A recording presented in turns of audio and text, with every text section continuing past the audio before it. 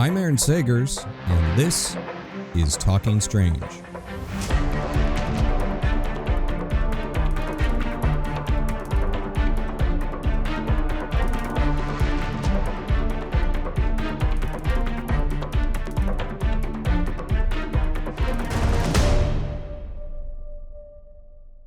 Hello, spooky nerds, and welcome to Talking Strange, the paranormal pop culture show. As always, I'm Aaron Sagers, and I'm happy you're here. I'm happy to be here. I'm happy to be back for another episode. I'm happy about my guest. A lot of happiness going around. I guess that's good. But my guest is someone that we've had on the show before with her colleague, co-star of the YouTube show that they do together. But also just one of my favorite people to see at events, to work with, and a delightful human being. And yeah, I'm just super stoked that she has made the time to chat with us today, because literally I think has been running from one event to another, is about to go to another event. It's a busy woman. So before I bring her in, of course, you know Heather Taddy. She's studied film and French at Penn State, and then appeared on A&E's Paranormal State as a documentarian, researcher, and investigator with the Penn State Paranormal Research Society. And yeah, that's at the top of her bio, but really, this woman's been super busy since then that I feel like that can go down the resume a little bit, because since then, she's co-hosted Alien Highway. She's been on Portals to Hell. She's been on the CW's Mysteries Decoded. Currently, she produces, stars, and films on the show Travel the Dead alongside her best friend, another one of my favorite people, Katrina Weidman. And she's also the co-host and producer for Very Local's upcoming series, Mysteries on the Map. And when she's not exploring and researching historical and haunted locations, she's looking to the skies for the unknown. She's a musician, roller skater, lover of vintage clothing, costume design, photography, and film, and also helps raise awareness for a bladder condition called interstitial cystitis. And her name, again, is Heather Taddy, and here she is. Hey, Heather. Hello, Aaron Sagers. How's it going? It's going pretty great. How are you doing tonight? Pretty good. Yeah? The weather's getting nicer, and it finally feels like summer, so... Yeah, it's been, how has it been in Pittsburgh? Because it's been like sort of mild winter border. It's been like autumnal in New York City. It's been raining like every day, like downpours pretty much. The past like 2 days it's been nice, but it's been pretty rough. A lot of rain, a lot of flooding. Yeah, I feel like it's been that. It's been kind of cool. I guess the one upside of that is that it's I could still have the windows open and not use the AC just yet, but I feel like the AC time is coming. Yeah. And like all good interviews, it must start with a weather chat. I feel like that's really intriguing. People love that. People love talking about the weather. Actually, we will be talking about the weather through the course of this interview, because it is actually somewhat relevant for the topic. And out of the many things I want to talk about, I'm going to start up top with Travel the Dead, because you guys have a brand new episode that is dropping right now. It dropped maybe about 20 minutes ago, 8 p.m. Eastern time. And as we are doing this live recording, and well, a crazy episode, the first part of it. And before I get to that, I want to tease a little bit. Travel the Dead, you guys have been doing this now. How many episodes are out? It's been 2 years? We filmed our first episode in 2020. Okay. So we've been doing it for quite a while, but I think the bulk of our episodes, we probably have like, I want to say at least 10, probably. Yeah. Yeah. And through the course of this, and I can't believe it's been like 5 years, but through the course of this, you and Katrina, you and your cameraman Jay, you guys you're in it. You're the investigators. That's all that's there, other than the guests that you're bringing in for the actual investigation. And throughout the course of all these places that you've been to, how how have things sort of evolved with Travel the Dead, with you personally, with the show, over the course of these investigations? Because you're putting this out on your own, and yeah, how have things changed for you, would you say? Well, we are a team of three people, so I think over time, each of us have really learned like what our roles are, and we're each kind of really taking on the role of the producer. We're all filming it. We're all filming B-roll. I know I helped Jay a lot with the B-roll, and we're making our schedule. We're scheduling interviews. We're making sure all the logistics are taken care of before we get to the location. So it's a lot, but I think for three people, we've done like it's everything's run pretty smoothly, and I'm pretty proud of that.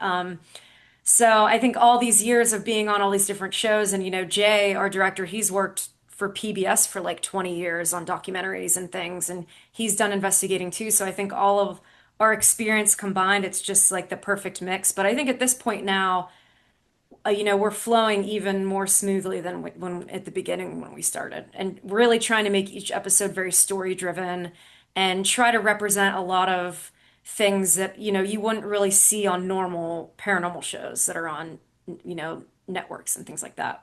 Like what? Like now that you're been doing this 10 episodes, 5 years, what are some things that you are really proud of that you put out there that you wouldn't see on a normal show?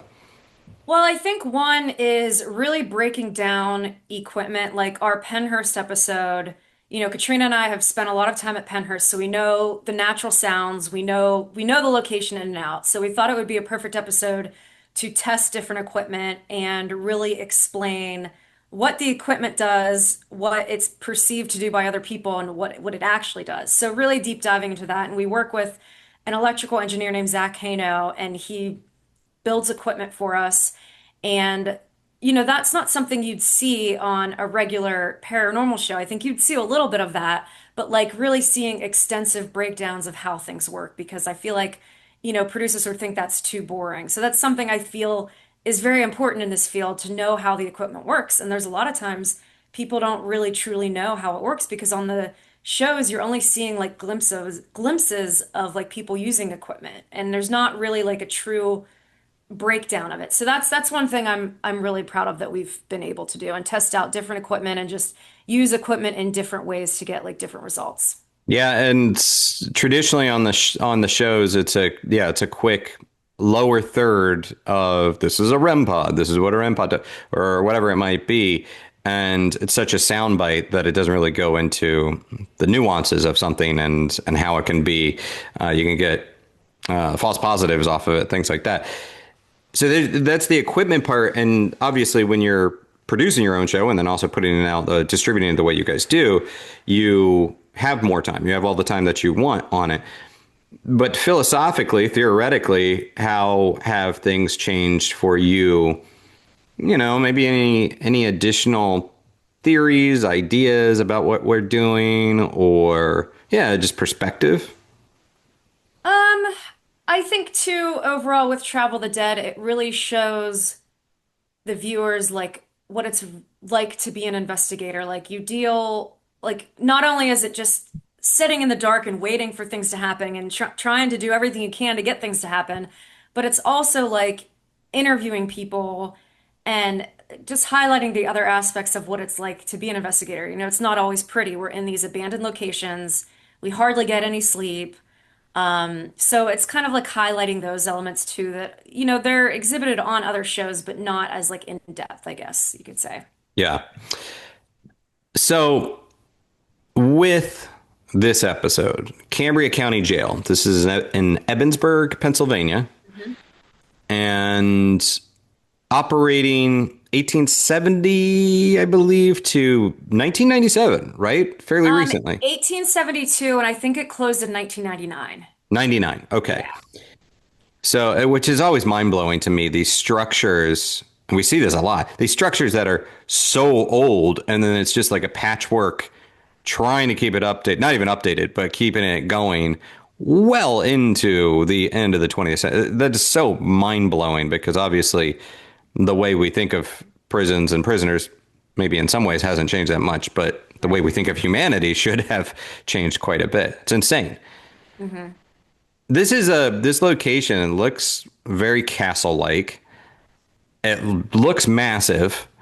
And had you been there before?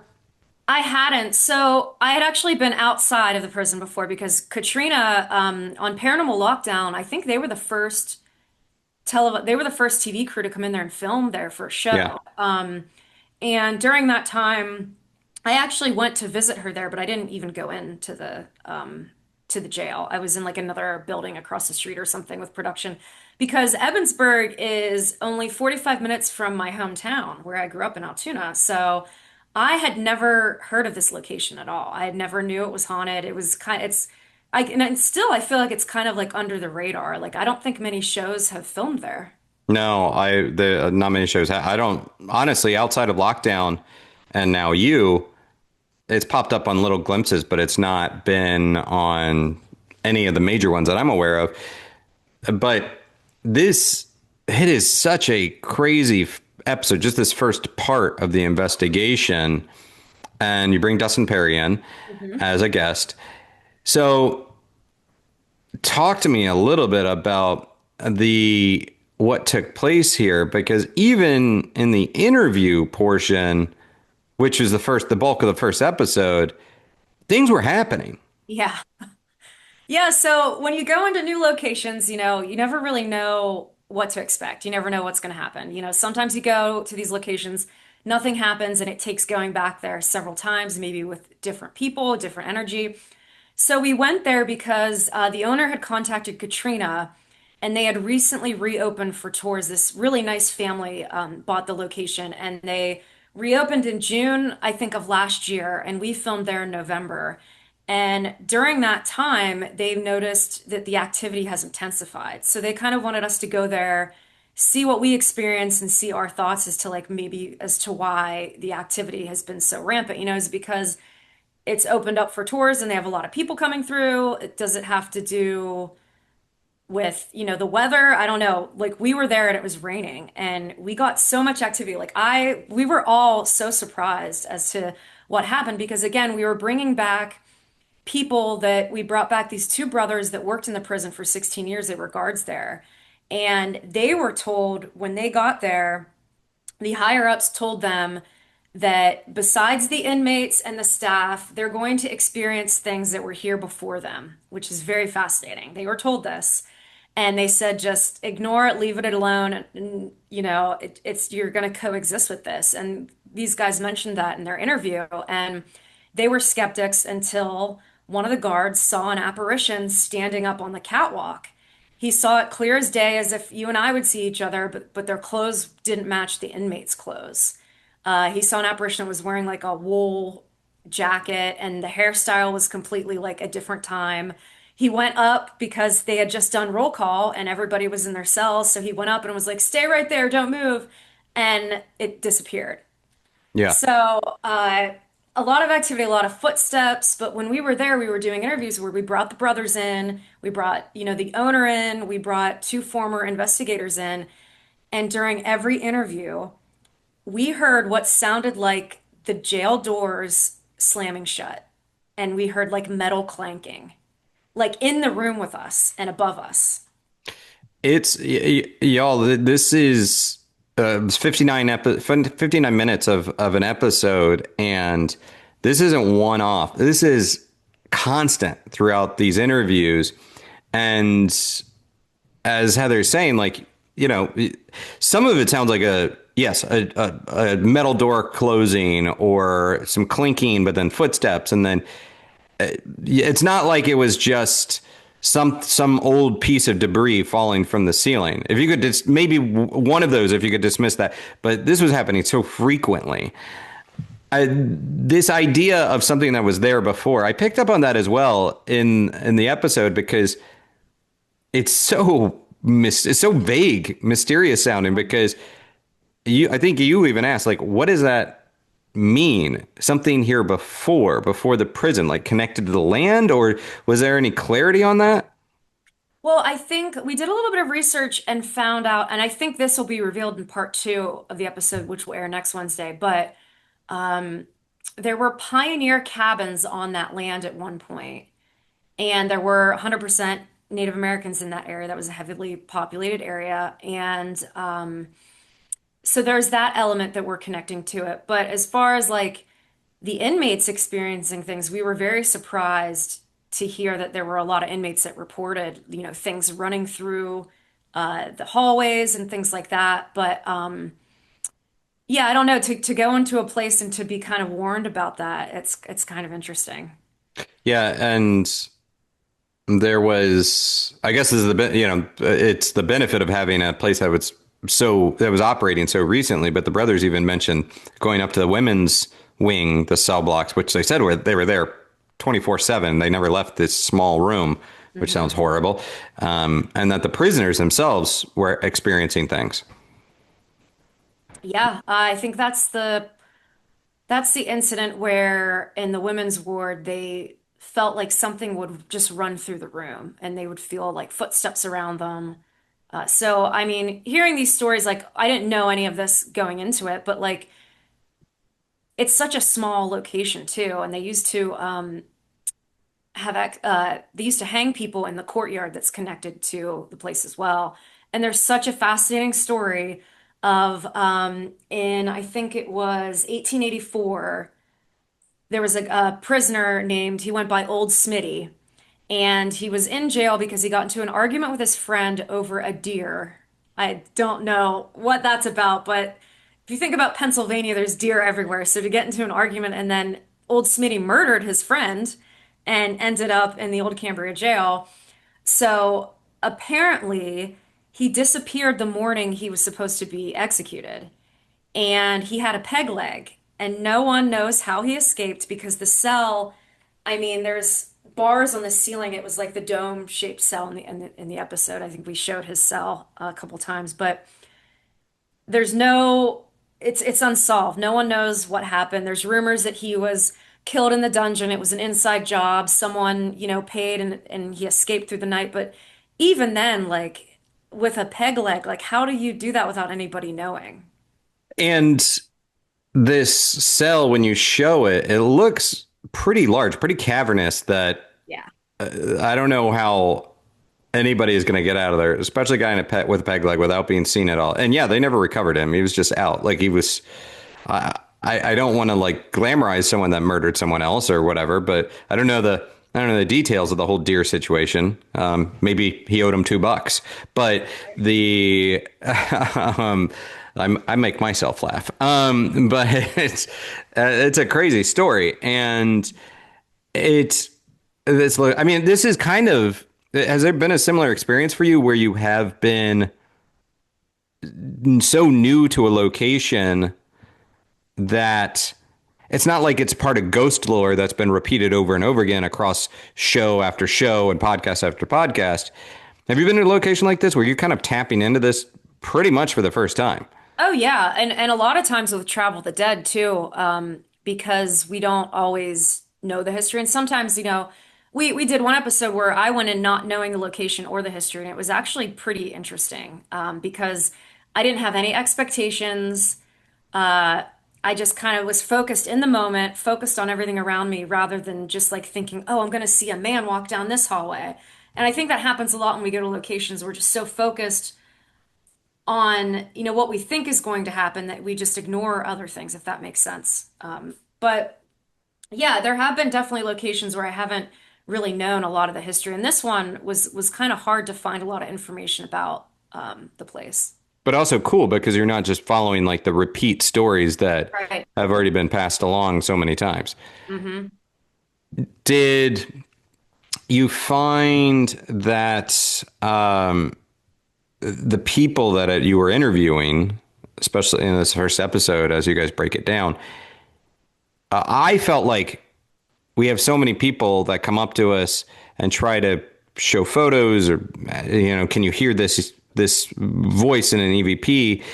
And not to dismiss whatever anyone's showing, but it could sometimes is very subjective and it's hard for me to pick up on it. Even just watching this episode, seeing their clips, looking at their screens that's filmed for the episode, I was seeing and hearing some of the things that they were saying. Was this your experience? Yeah, I mean, the most compelling photo to me was the one in like the rec room in the basement when it looks like there is like a shadow man wearing some type of like brimmed hat, like peeking out of the corner. Like that, it looked really real, like that it wasn't faked. And Mhm.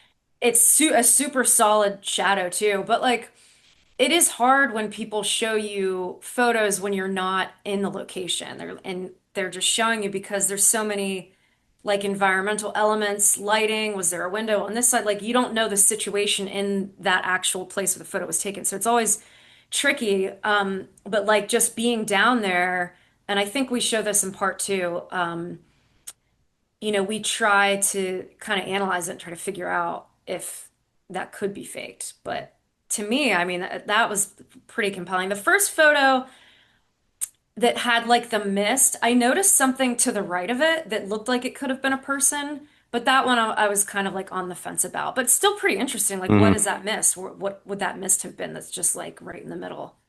It's also difficult when people show these things because even with the greatest sincerity, I'm not saying people are trying to fake anything or whatever, but you don't know them. And when it's, for instance, you showing me something, I know you, so I have a built-in trust. So there's a little bit more of that going on, and it's easier to be like, oh, okay, okay, I believe what you're saying is happening here. But yeah, this was some pretty compelling stuff.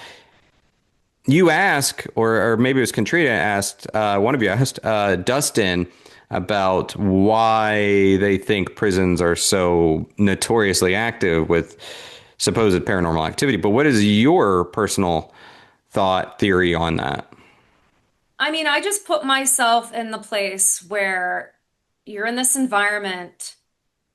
And I love the stone tape theory. I love the idea that everything's just trapped in these buildings. That always resonates with me because if you look at a lot of locations like Cambria Jail, they had started to like remodel and change things. And time again, whether it's a residential location, a jail, wherever, when there's remodeling taking place and things are moved, that always triggers something. So that's why I always stand by that theory. But I think in general, if you just think about what it would be like in prison with some very like intense people and they're going through regret for what they've done, they're angry, like all of that energy in such a small space, like you would have to think that that contributes to something. But I don't know, every prison jail I've been in, I've had like such an intense feeling to where you feel like something is watching you, something's following you. It just feels so much different from any other like location I've ever been in. Yeah. I mean, obviously intense emotions. Yeah. Grief, anger, regret, but also, people that, let's face it, maybe were locked away for minor offenses for a very long time or unjustly put away entirely. Those emotions. It seems like prisons are such a perfect location for the imprint, the residual types of haunts, because these are people that for years, for decades, are following the same path from this cell block to this shower to that mess hall or whatever over and over and over again. So like locking that in. It's, do you think, do you think that some locations become sort of draw in activity from the outside that have nothing at all to do with the history of the place? Is there maybe something about prisons that it's like, oh, okay, maybe this is a place where as a spirit I might just want to hang out because I've got a lot of space to move around and it's dark or whatever. I never really thought about that. I always kind of attribute it to the people in there. But I mean, that could be a good theory. It's because there's so much energy in there and just people like literally losing their minds, like being trapped in like an animal in a cage. Like I just think of that over and over again. And that could be a battery for other things. Like look at West Virginia State Penitentiary, which is a place I've frequented so many times. And I remember we filmed there for Paranormal State and going across the street and like knocking on people's doors and them telling me about activity that's in their house just right across the street. And of course, you have the Indian burial mound that's across the street and you have all that history. But yeah, I mean, I think if there's that right source and connection, it could bring in other things. Yeah. Yeah, So I also kind of think that maybe when you have a location that where it becomes, I mean, because they have had paranormal investigations here, that when you become a location where people are constantly looking or frequently looking, asking questions, maybe that draws in activity as well. It's like, oh, well, I'm getting no attention over here in this library that I'm haunting. Maybe I'll go to the place where they're actively trying to ask questions of ghosts. You know, maybe I can get a message out that way. I wish we knew the rules. I wish we knew, what really happened, with Well, spirits. Like, how does all this work?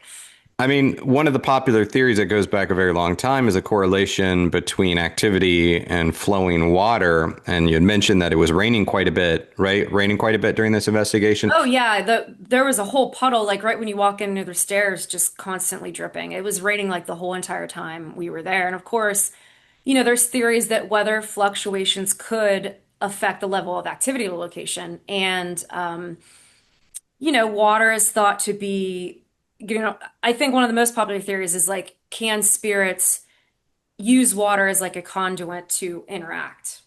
You know, does that cause it? Because I remember like a lot of times we would do residential homes for Paranormal State near bodies of water, and they were always more active. Like if they had a stream in their backyard, or and just in general being in locations where there's thunderstorms and rain, they tend to be more frequently active. But like, the owners wanted us there because of the intense activity, and why is it happening more often? And it's not raining every day, but I think maybe the rain could have contributed to as much activity as we had, plus bringing all the people in that had spent a lot of time there. Maybe that triggered something. Hmm. So tease sort of what takes place in the next episode. We have the episode that drops today on June 11th, and we have another episode that drops next week. So tease some of the activity that takes place in the second half of the episode.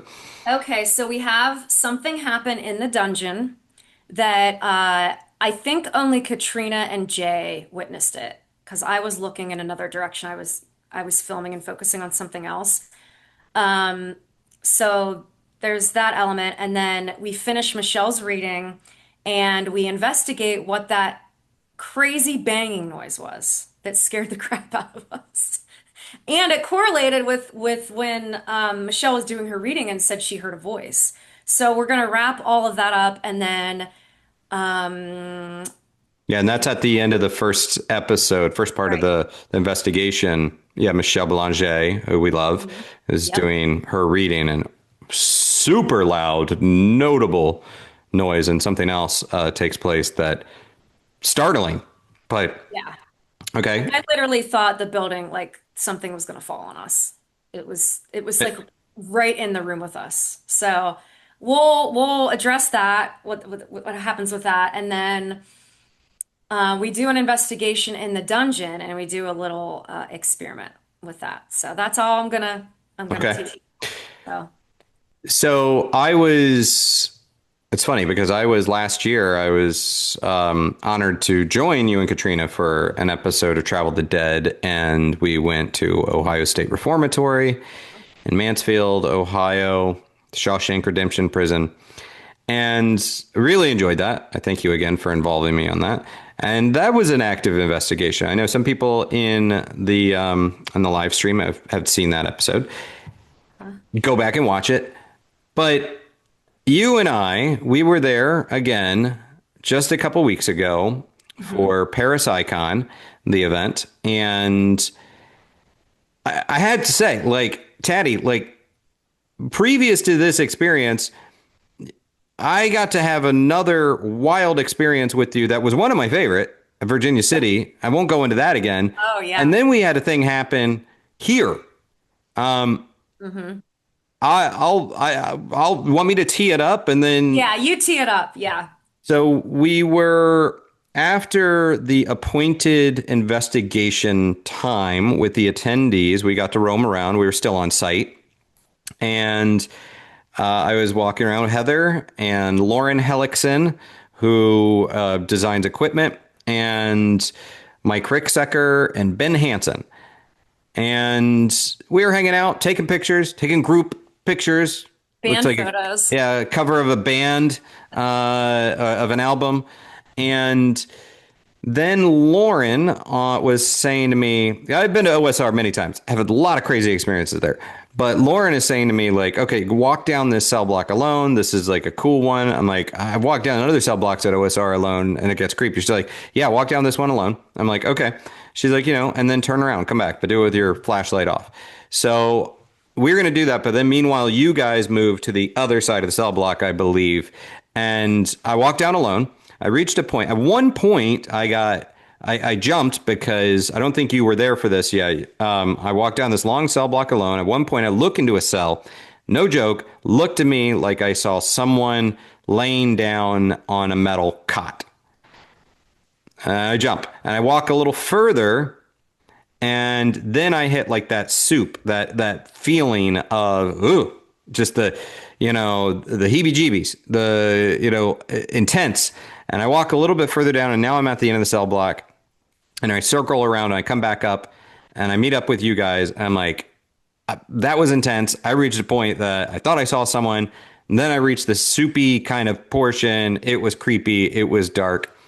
And then now we're all gathered at the head of this cell block all together, and Heather decides she's going to walk down there as well. So now you're walking down there. We're waiting at one end. Your flashlight's off and go.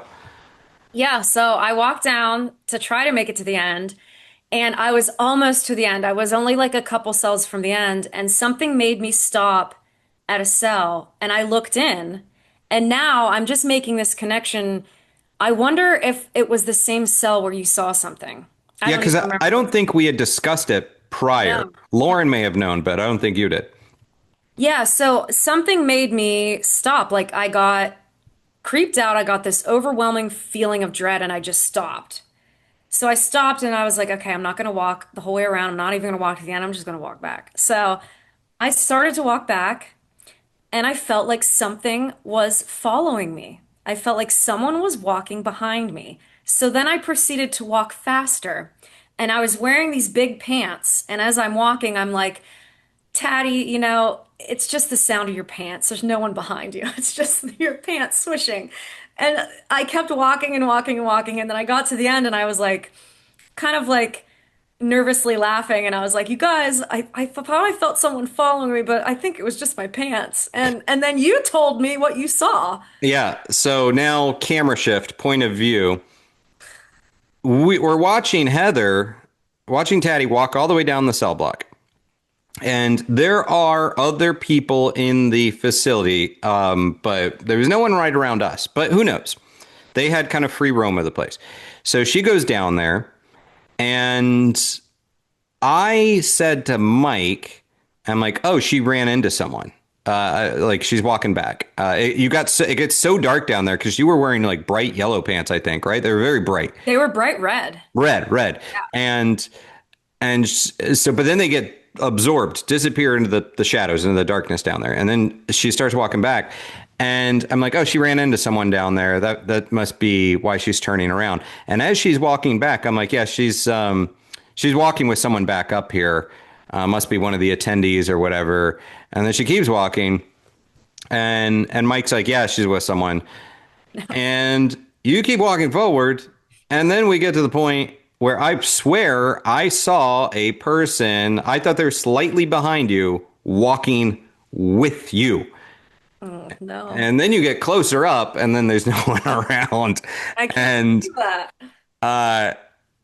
I think Ben saw it. Mike definitely saw it, and Lauren saw it. And we were all like, dude, something was walking with you on the way back up there. Yeah, and what's insane about that is like at the time when I was at the far end and I felt that like you guys didn't know. It's not like I was yelling back to you. Not at all. We couldn't hear you anyhow. Yeah, I was so far away. So yeah, I thought about that experience for like weeks after leaving there. I was like, oh, well, something was following yeah. I've been thinking about it and I'm like, man, that now kind of ranks. That's a good one. That's a really good one. And totally. And the fact that like at the top of the cell block and we were chatting about it casually, just like, oh, she just ran into someone. Like, oof, that was good. So what is your feeling right after that moment when we tell you that, and then you go back to your hotel room and you're kind of, yeah, you said you were thinking about it for weeks. How does that sit with you now, and also like where does that rank in your experiences? Because that's a good one. It is a really good one. I mean, I'd say it's pretty high up there, but now, after filming there with you for Travel the Dead and then this experience, Ohio State Reformatory is like in my top five now. Yeah, and it's funny because I think sometimes people think you're just like milking it a little bit when you're like, oh yeah, this happened to me at this place, this happened to me at this place, there's been enough stuff that's happened in this place and I would, Right. instead of going into endless detail about the episode of Travel of the Dead, watch it, the OSR episode. You'll see there's a lot of experiences that are taking place there. The attic is crazy. And even that night in the investigation, it seemed like we had little like curious moments taking place a couple weeks ago when we were with attendees Yeah. in that attic. Yeah. So the other thing I kind of wanted to ask about is the show is called, and feel free guys that are in the live stream, go ahead and register your questions. But Travel the Dead. Well, the word travel is right there. You obviously cover a lot of ground, have covered a lot of ground with the various projects you've worked on and the events you go to.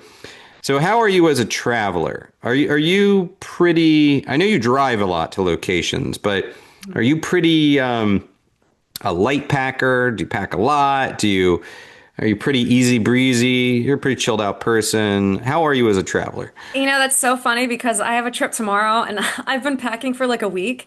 My I'm pretty good at packing. Like I'm prepared, I know what I need.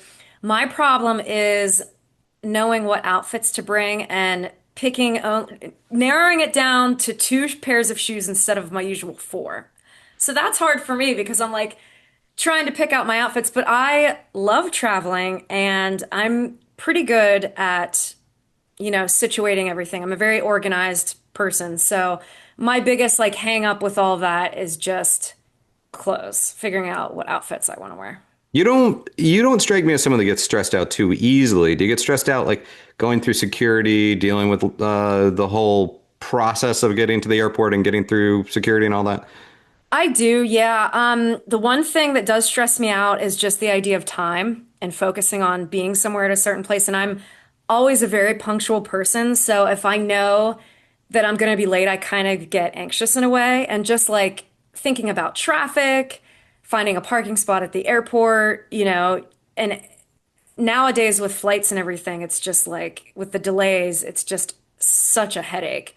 But in general, I'm pretty good. And yeah, I don't get stressed too much. It's just like if I just the stress, the thought of missing a flight and how it just ruins everything, and then trying to figure out how to get another flight. Like that's the most stressful. That really stresses me out. The clothes one is interesting because you're a great dresser and you're known for your sartorial choices. And Right. I would not put myself in that classification, but people have known me for some of my colorful tiki attire or the suits or whatever that might wear, the hats. And the challenge with that is then figuring out what did I wear at this event last year, so I'm not just recreating, or what did I wear last week at an event, so in the pictures it doesn't look like I'm wearing the same thing all over. Yeah. Maybe I'm insane. Do you go through this thought process? No, I do. And I totally do because I may have actually packed an outfit for my trip tomorrow that I wore at OSR, but I'm like, I don't care because it's a cool outfit, whatever. But yeah, I mean, and in terms of like going to an event, you're going to be investigating, so you need outfits for that. There's a lot of formal stuff. You need some formal outfits. So it's just like getting that mix. And I think about it too much. I overthink it, but I'm just a very like stylistic, like artsy kind of person that I want things to look a certain way. I like backup attire. I like to know that I can switch into something else, or if I'm going to be hanging out in a location, gathering dust or whatever, switching it Right. up, changing it into something else later on. Are the roller skates a constant thing that you pack, or is it only when you drive? They're always in the trunk of my car. Right now they're in my little, I have this extra little like spare craft room that I was roller skating yesterday because I can roller skate in my apartment, which is pretty cool. But a lot of times when I'm going to different places, especially small towns, a lot of them still have roller skating rinks. So I'll do a little research, and if they have a rink and if I know I'm going to have free time, I will pack my skates. You roller skated at OSR, I and did. there's video of I think I got a quick like snippet of it. It looked freaking cool. It's awesome because prisons, the floors are always so smooth. Like that's the second prison I've skated in. It's just like it's better than like skating at a roller rink. And you have the creepy backdrop, you have the creepy vibe of the place. And if anything happens, you can just roll away. It's quick. I got a quick getaway. I want to touch on a couple other things that you're up to. Tell me about the Skeleton Key Society. I'm seeing pop up a lot. Yeah, so Skeleton Key Society, it's sort of like a focus group for the paranormal. There's a team of 8 of us, and it was started by Brad and Barry Kling. And it's basically just like when you think about the paranormal today, sometimes there can be a lot of like sensationalism, and the media doesn't always correctly represent the field, and a lot of things are misrepresented. So the Skeleton Key Society is about bringing sort of more depth and critical thinking to the field and to encourage people to think a little bit differently.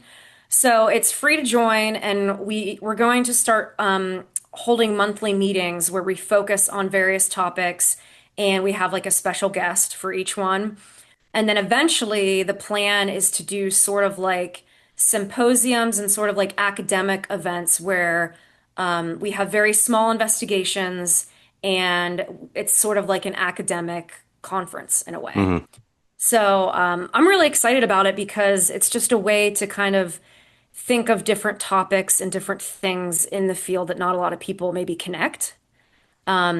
So it's all about seeking a rational approach to the unexplained. And it's all about critical thinking, which I love. So far it's the team consists of me, Brad and Barry Kling, Dustin Perry, Brian Kano, Dana Stricker, Zach Hano, and Robert Bradley. So Okay. that's our team so far. So it's free to join. If you go to skeletokey.org, you can sign up. The I'm just looking at some of the questions that are coming in. For someone who has never seen Travel the Dead, what would you recommend as a good first investigation to watch? Ooh, first investigation. I would recommend the Haunted Farm episode. That seems to be a very well liked episode of ours. And it's a location that the owner wanted to keep secret. She's not into the paranormal, but she's a caretaker at this farm where she boards her horses. And she took this really compelling photo. Watch the episode, you'll see it. But we were really compelled by the photo to go there because this is like pretty much the best photographic evidence I've ever seen at a location. And just the series of events that we've experienced there, there's like 3 different buildings on this property. And I would start there and then maybe go with, I would say the Ohio State Reformatory episode. Watch that 1 second. Well, all right. And Shayna asks, during the Portals to Hell episode at the Padre Hotel in Bakersfield, you and Jack Osborne had an experience in the kitchen. Could you recap that experience from your POV? And did you see the shadow figure while you were investigating? Also, give us a little bit of background on that for those that may not be familiar with that episode. Yes, so on season 2 of Portals to Hell, I guest starred on an episode that took place in Bakersfield, California at a very like boutique type of hotel. And they had so many experiences. There was like the apparition of a little girl that was seen there. And some of the history is lost to me right now. But we were doing an investigation in the kitchen because a lot of the people that work in the kitchen they would see things. And at the very end of the episode, there's this big velvet curtain to where we're facing a kitchen, and you see like a shadow go by, and out in front of that window is the street. And I think that it was explainable. I think it was someone walking by outside. So we did not see it in the moment. This was something that was caught after.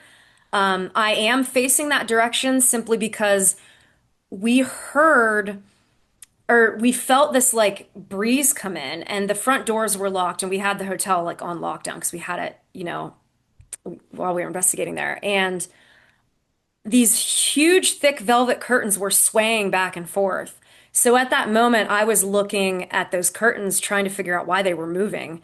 And I guess that's when that happened, but we didn't see it. It was caught afterwards. But Yeah. something that was left out of the episode was one of those like automatic paper towel dispensers went off on its own when no one was even near it. And they didn't put that in the episode. And I thought that was pretty cool. Hmm.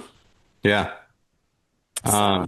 That's interesting. Yeah. And, man, those moments where you either in the moment, after the fact, or whatever, you think you see something, and then it's like, well, there's windows and a street right outside, and people move around.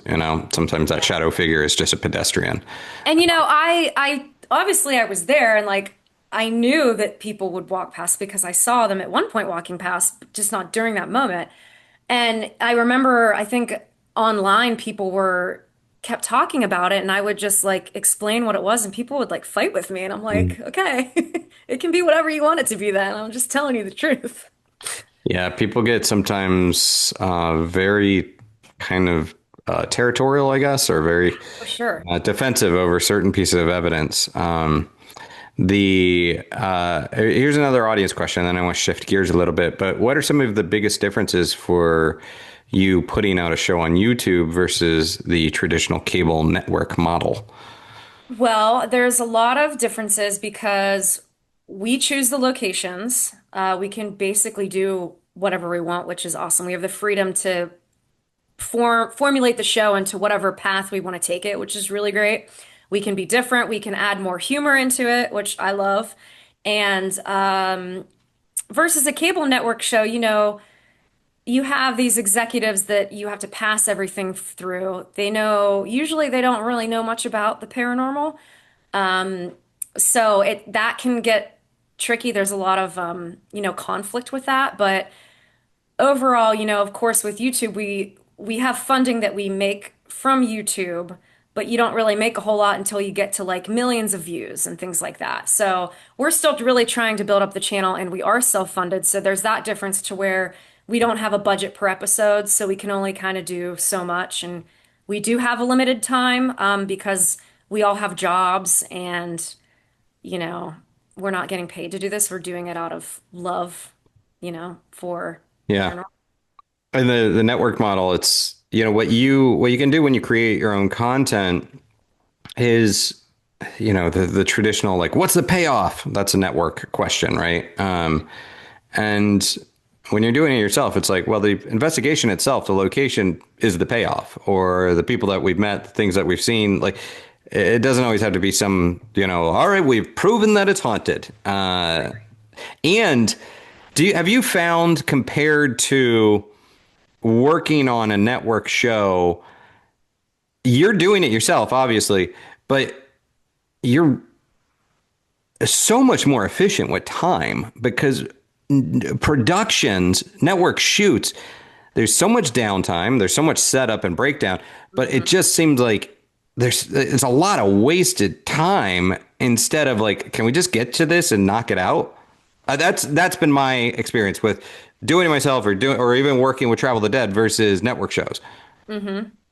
Would you agree with that? Or I totally agree with that because you're right. I mean, we would be at a location for anywhere from like 3 or 4 days, some shows for a week, and it felt like it took like a whole day to film one scene that was like 10 minutes long because it's all the setup and everything. And we want to make it look great. And I feel like you can still do that, but be a little bit more efficient with time because there's just like sometimes interviews take long. And then if you experience something, you want to take that path. So it's like we're not on that schedule to where we have to like have this by this. We're kind of just like doing it freestyle. Like we're just doing it our way and making it happen. So there is a huge difference with that with time. and that allows for more of a true human connection with the people that you're interviewing, as opposed to like, look, we got 5 minutes for this interview, get something out of them, move it on, move on.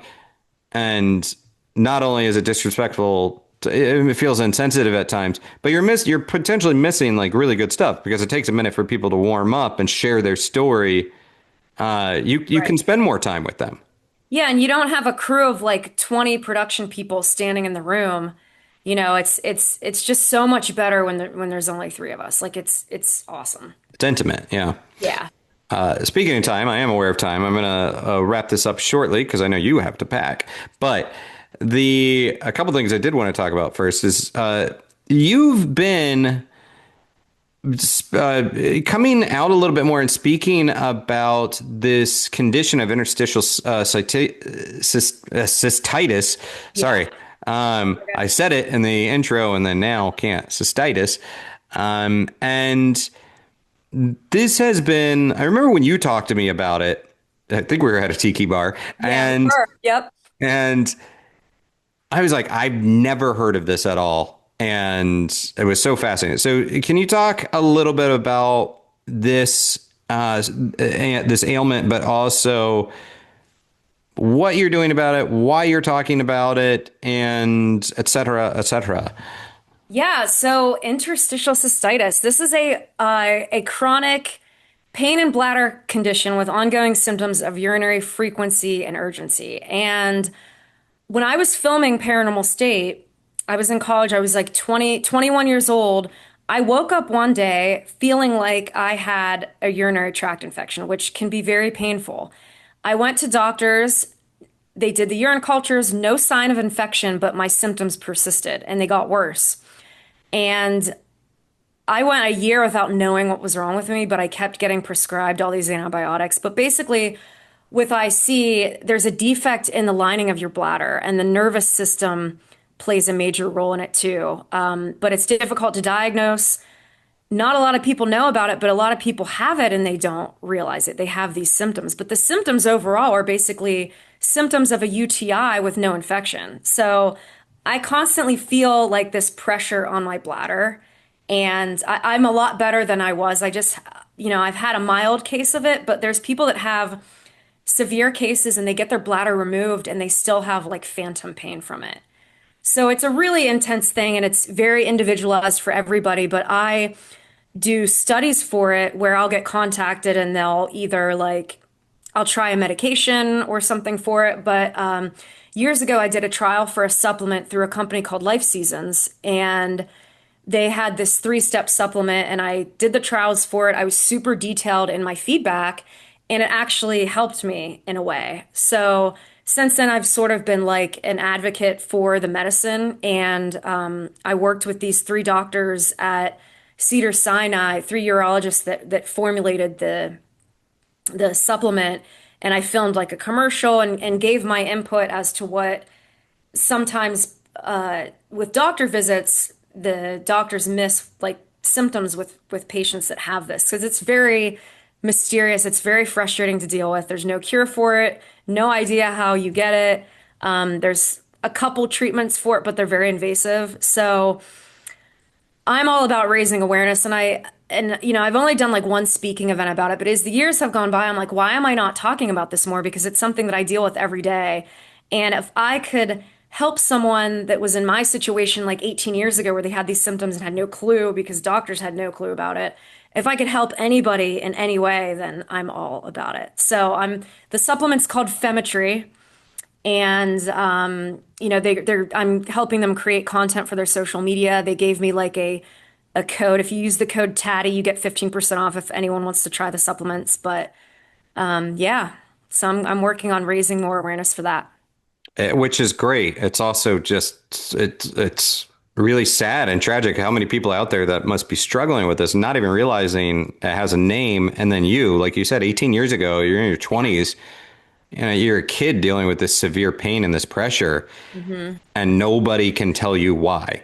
Yeah, it's been so frustrating. Just like getting hope that you're seeing a new specialist and they're going to be like, "Oh, change this. They're going to find the secret formula that's going to work," and then just being totally let down with just them telling you the same thing. So like over the years, I mean, my go-to was going on to like internet forums. And if you go on there, it's just like people sharing their experiences about how frustrating it is to deal with and how no one can help them. So luckily I found things that help me, but I mean, I'll have days where if I eat the wrong thing, if I drink the wrong thing, I'll literally feel like I have to pee like every 5 minutes. It's almost like someone's hands are like squeezing my bladder. It's horrible. You can't sleep. It's a nightmare. And it seems like the definitions are evolving quite a bit. I mean, even very recently, it seems like there's some new studies and whatnot coming out. So this is a very active kind of evolving situation. Yeah, definitely. There's been a lot more information about it over the past years, so that's good. Because there's really the only way to diagnose it is they put a camera in your bladder and it's very painful. It's horrible.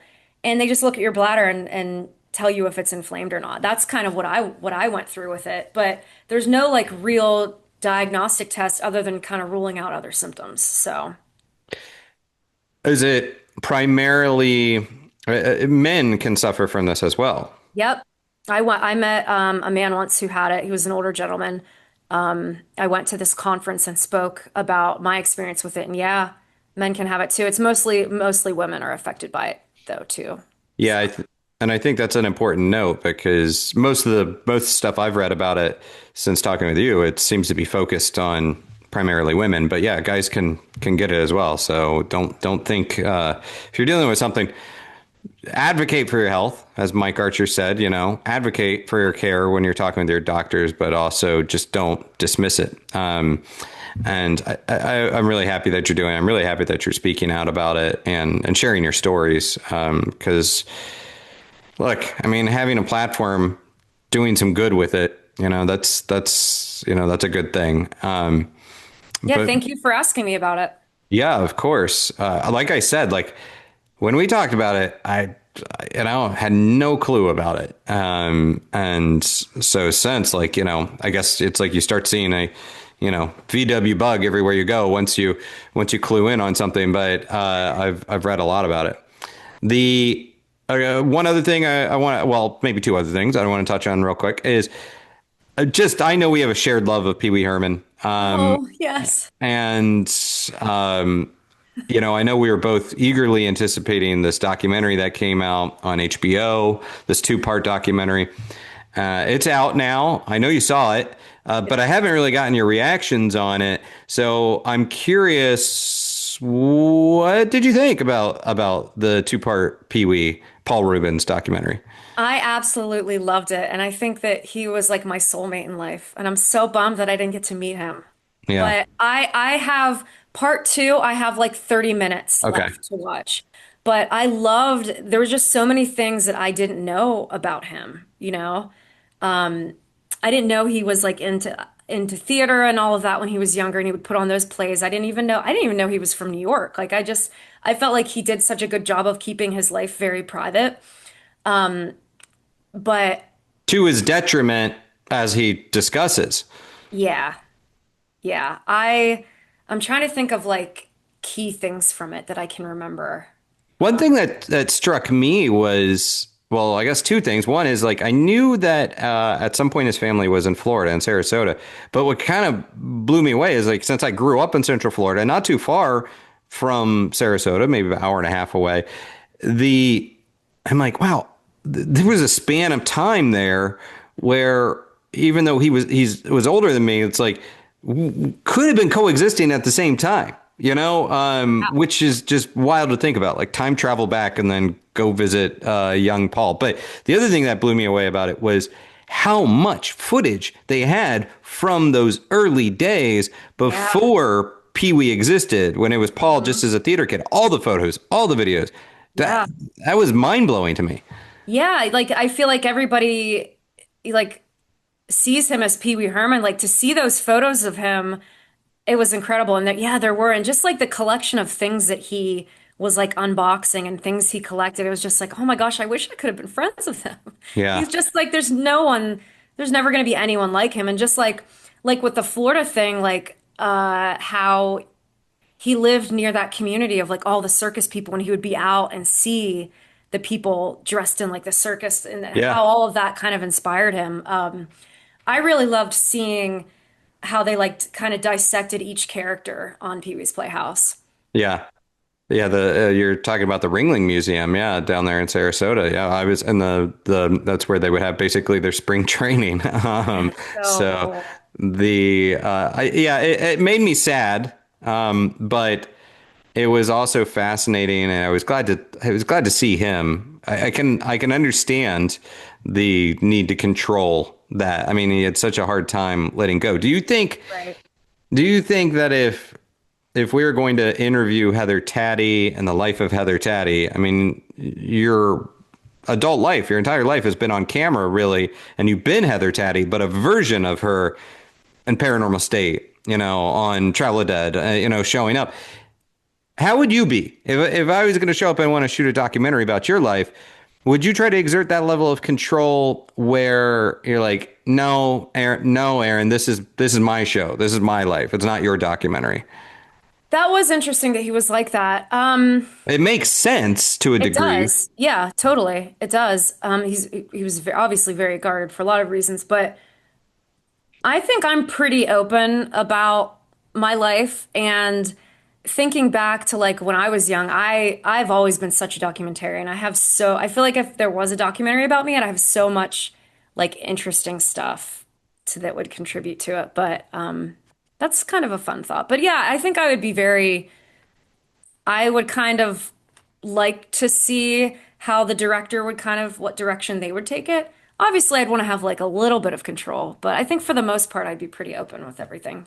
Have you filmed a documentary of like a band or anyone? I'm not familiar if you have. Like, have you created a documentary on a topic outside of the paranormal? No, I I think you'd have a be lot of ideas, but I haven't executed any of them. I think you'd be good at it. Who would you kind of embed yourself with to film a documentary about? Ooh, good question. Oh man, I don't know.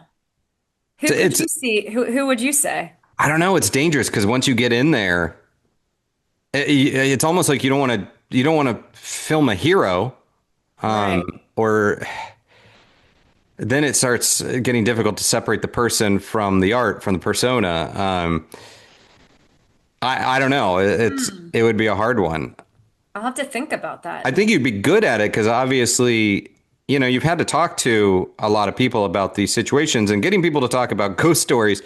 Some people open up about it very easily when they know you're you, but there's some work that has to be done with other people where they don't want to share those stories. So you kind of have to build that trust. I think you'd be really good at it.